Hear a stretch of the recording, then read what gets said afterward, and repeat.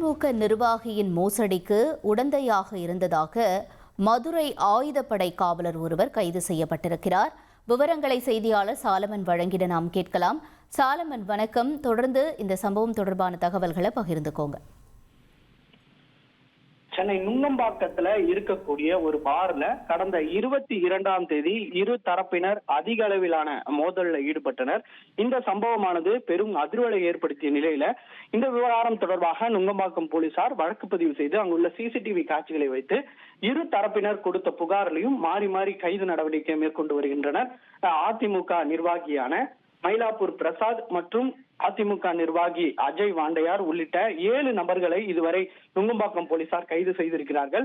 இவர்களிடம் நடத்தப்பட்ட விசாரணையில பல்வேறு தகவல்கள் வெளியாகி இருக்கிறது. அதாவது இந்த மயிலாப்பூர் பிரசாத் மீது ஏற்கனவே பல்வேறு மோசடி வழக்குகள் நிலுவையில் இருப்பது தெரிய வந்ததை அடுத்து இது தொடர்பாக மொத்தம் 3 வழக்குகள் அவர் மீது பதிவு செய்யப்பட்டு 3 வழக்குகளும் கைது காட்டினர்.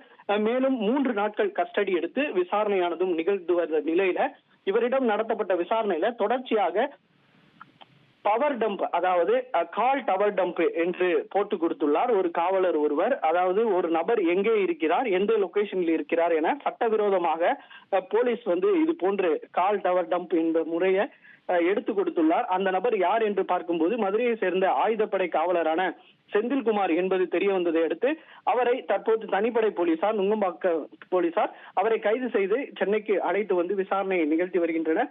இவர் தொடர்ச்சியாக இது போன்று கால் டவர் டம்ப் எடுத்து தருவதன் மூலமா பல்வேறு பணத்தையும் இவர் பெற்றிருப்பது தெரிய வந்ததை அடுத்து அந்த பணம் எவ்வளவு பெற்றுள்ளார், எத்தனை வருடங்களாக எடுத்துக் கொடுத்தார் என்ற கோணங்களில் விசாரணையும் நிகழ்த்தி வருகின்றனர். இது மட்டுமின்றி இந்த வழக்குல உதவி ஆய்வாளர் ஒருவரும் உடனடியாக செயல்பட்டிருப்பதாக தெரிய வந்ததை அடுத்து அவரையும் கைது செய்யக்கூடிய முனைப்புல நுங்கம்பாக்கம் போலீசார் ஈடுபட்டு வருகின்றனர்.